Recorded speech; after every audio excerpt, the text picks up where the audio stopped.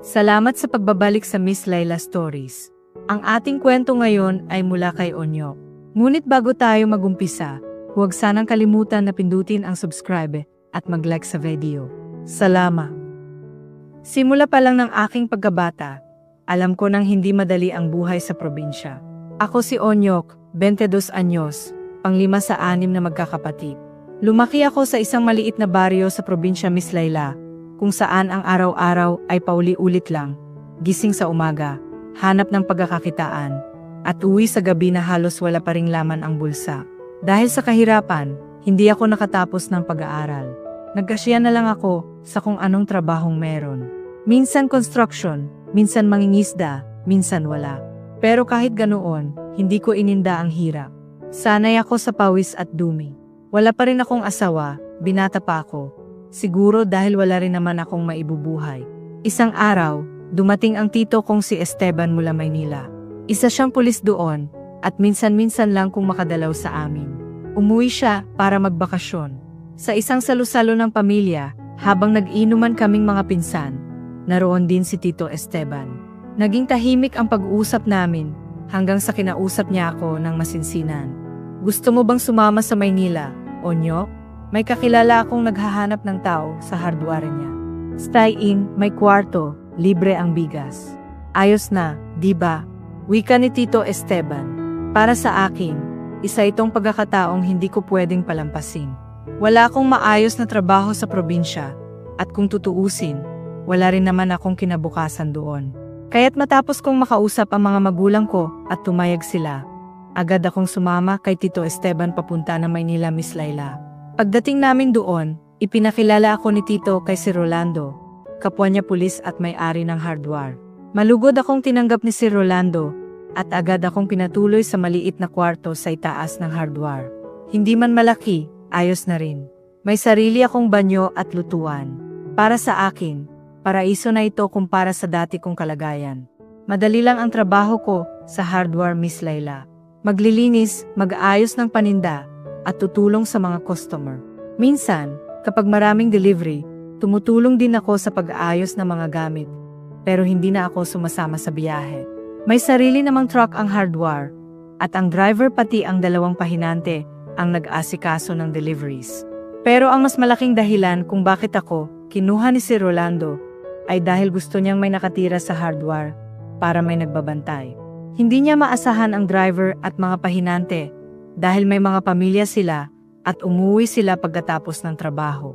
Dahil stay-in ako, araw-araw kong nakikita si Ma'am Sheila, ang misis ni Sir Rolando.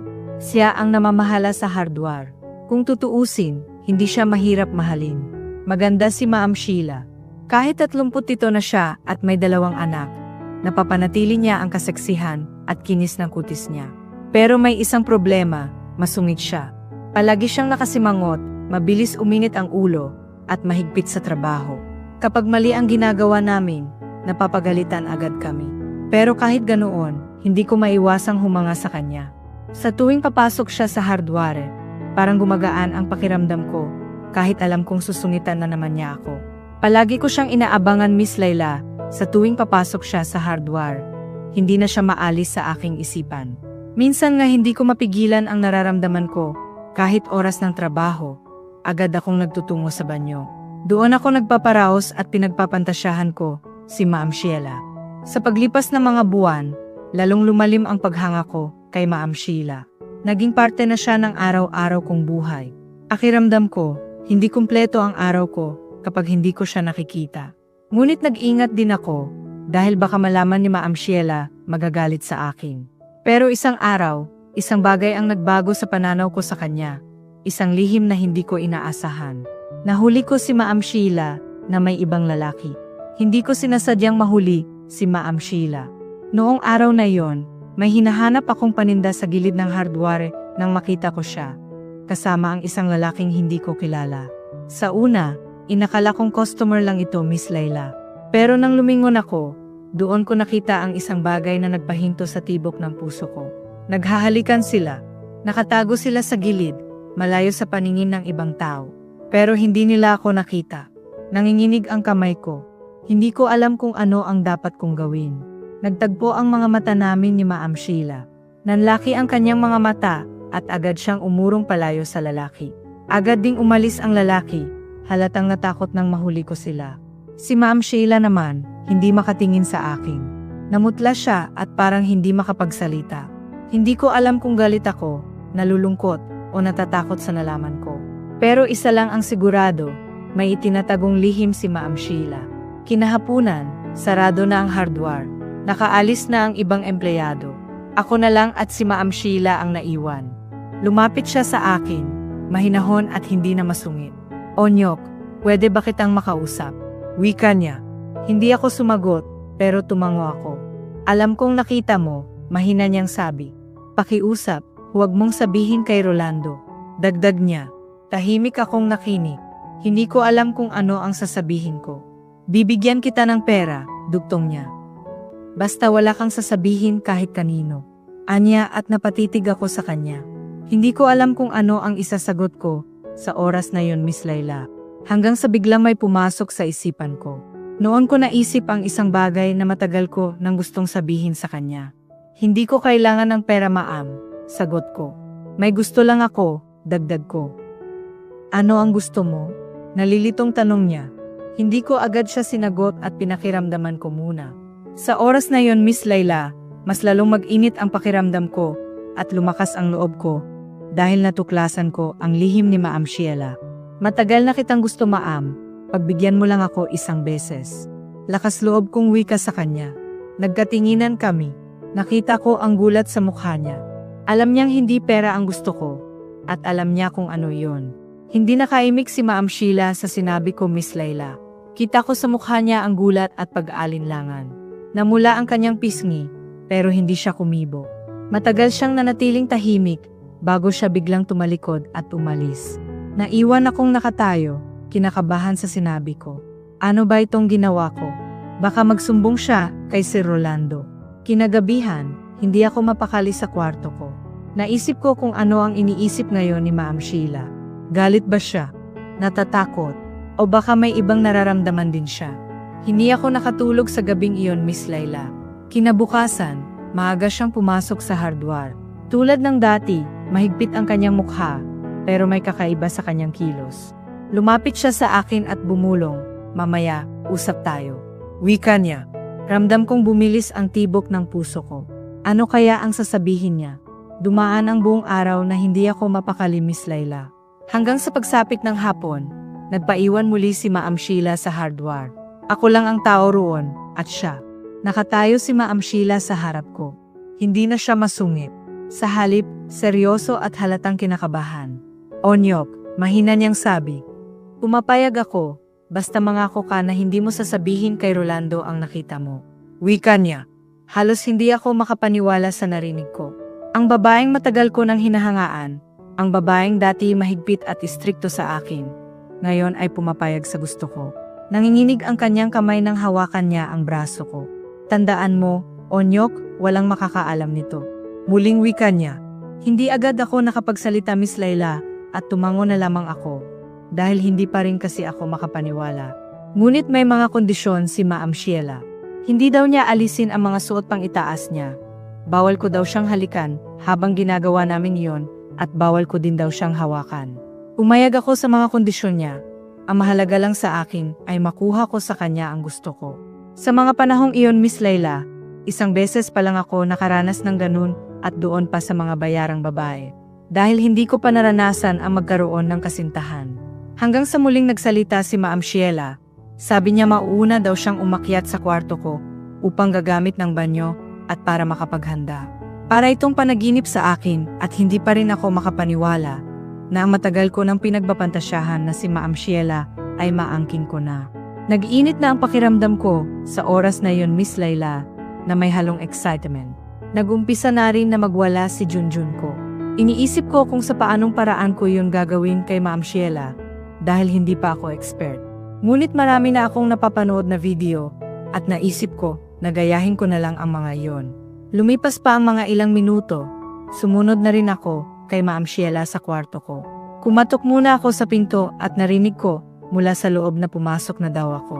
Pagpasok ko ay nakita ko si Ma'am Sheila na nakahiga na sa kama ko.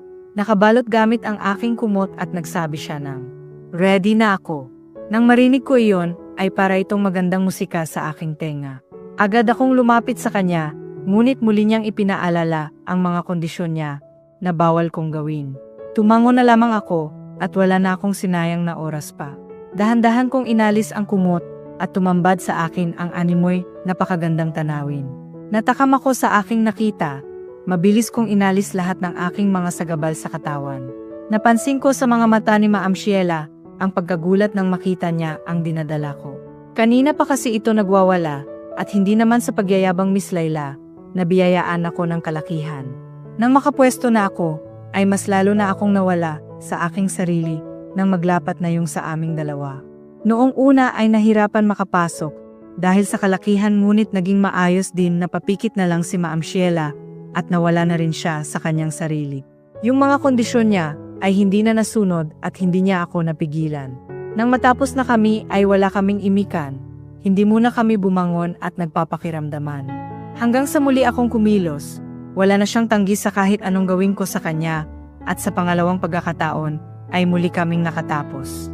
Alam kong nagustuhan din iyon ni Ma'am Sheila hanggang sa nagpaalam na siyang uwi. Hinatid ko siya sa baba at sinabi ko sa kanya na ulitin pa namin sa susunod at ngumiti lang siya. Simula nang may nangyari sa amin ni Ma'am Sheila, o dapat ko na sigurong sabihin, Sheila, nagbago ang lahat. Tuwing pumapasok siya sa hardware, hindi na siya masungit. Hindi na siya yung dating istriktang babae na kahit simpleng pagkakamali, napapasigaw. Ngayon, palihim ng ngiti ang ibinabato niya sa akin. Yung tingin niya, hindi na katulad ng dati, parang may sinasabi, parang nang-akit, parang minamahal. Sa bawat araw na lumilipas, parang mas lalo siyang nagiging malambing. Palaging siya ang huling umaalis sa hardware.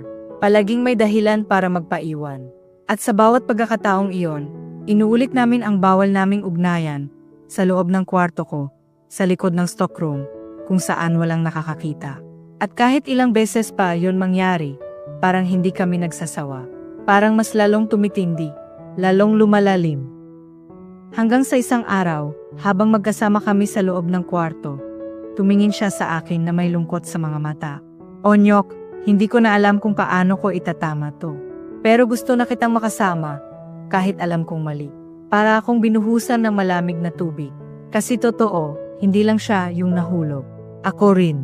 Hindi ko alam kung kailan, pero unti-unti, napalitan ng tunay na damdamin yung dati kong paghanga lang sa kanya. At ngayon, narito na kami, parehong nahuhulog sa isang bangin ng lihim at kasalanan. Sa araw-araw na nangyayari sa amin, alam ko, hindi na lang ito basta libog. Hindi na lang ito pagnanasa. May puso na kaming nadadamay. May damdamin ng nasasaktan at natatakot. Lalo na ako. Kasi habang lumalalim ang relasyon naming dalawa, mas lalo kong nararamdaman ang takot. Aano kung malaman ni Sir Rolando? Pulis si Sir. May baril. May kapangyarihan. At higit sa lahat, asawa siya ni Sheila.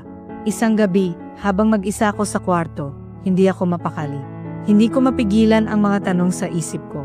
Mahal ko na ba talaga si Sheila? At kung mahal ko nga siya, sapat ba yon para ituloy namin to? Kahit alam naming pareho kung gaano ito kasama. Doon ako napaisip ng malalim. Kaya ngayon, humihingi ako ng tulong sa inyo. Sa inyo na nanonood ng video na to. Ano ba ang dapat kong gawin? Dapat ko bang itigil to kahit ang totoo? Ayoko siyang mawala. Dapat ko bang lumayo at hayaang mawala ang lahat para hindi na lumalim pa? O dapat ko bang ipaglaban ang nararamdaman ko? Kahit alam kong baka ikamatay ko pa, to kapag nahuli ni Sir Rolando. Mahal ko si Sheila. At naniniwala ako na mahal din niya ako. Pero may tanong na paulit-uli sa isipan ko. May karapatan ba akong mahalin siya kung alam kong hindi siya akin? Sa ngayon, hindi ko alam ang sagot. Kaya kayo na mga tagapakinig ng kwento ko, ano sa tingin nyo ang dapat kong gawin? Paki-comment sa baba, kasi sa totoo lang, nalilito na ako.